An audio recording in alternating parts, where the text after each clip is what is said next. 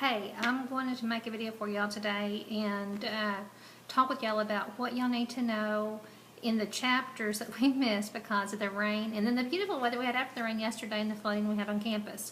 So in your chapters, or in section 2 and section 3, which is going to be on the quiz for Monday night, I'm going to go over some of these areas and talk with you about what you need to know in these.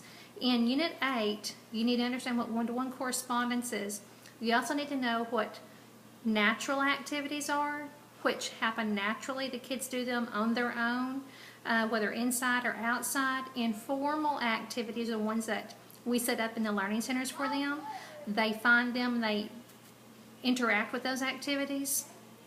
And the structured activities are activities that we set up during, say, group time or circle time activities or small group time activities.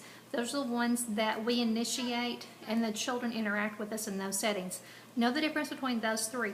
Also in Unit 8, you need to know the difference, well, you need to understand what rational counting is. And those are the main things in Unit 8. In Unit 9, for the test on Monday, you need to know what number sense is. You also need to know what subsidizing is. Subsidizing is when you see a group of objects, you look at those objects like I showed y'all in class the other night, and you say, okay, there's 5 objects in that group. That's subsidizing. You also need to know what cardinality is. Cardinality is when you count 1, 2, 3, 4, 5. 5 is the last number. That's your cardinal number. That's the number that's in the group of items that you counted.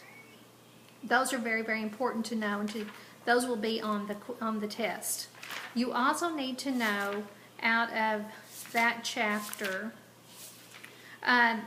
it talks about counting and numbers, and that children also need to understand that 0 is a number. A lot of times we don't talk about that, but 0 is actually a number. Now that's not something you're going to be talking about with the children, the 3-year-old kids. We're going to be talking about with the 4- and 5-year-old kids in the classrooms.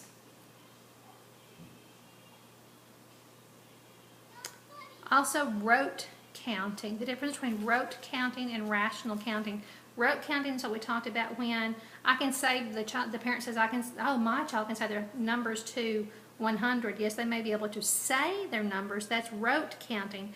But rational counting is being able to count objects.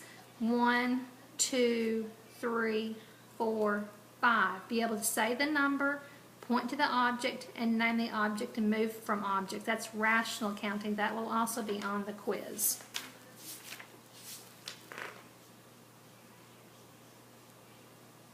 In Unit 10, the main things I want you to be aware of in here is logical grouping and classifying. You'll be able to understand what classifying is and adding and subtracting. Now, not so much writing down adding and subtracting, but if I have 2 groups of objects and I remove these 2 over here, how many do I have left? Kids, preschoolers can do that. The ones that have learned how to count can tell you, okay, I have 2 and they have 2.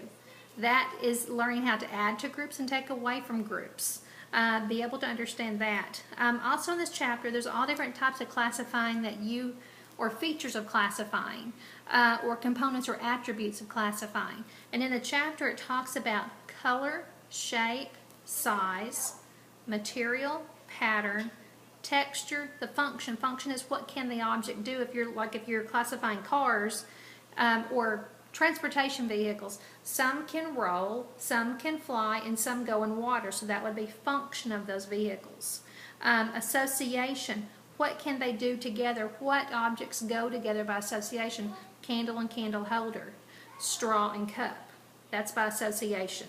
Also class name and common features of those. And of course, how many are in the group, the number of those items.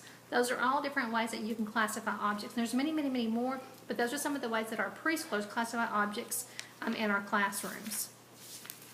And in this chapter, it gives you lots and lots of different examples of these activities. Read through some of these activities and be able to be aware of these activities.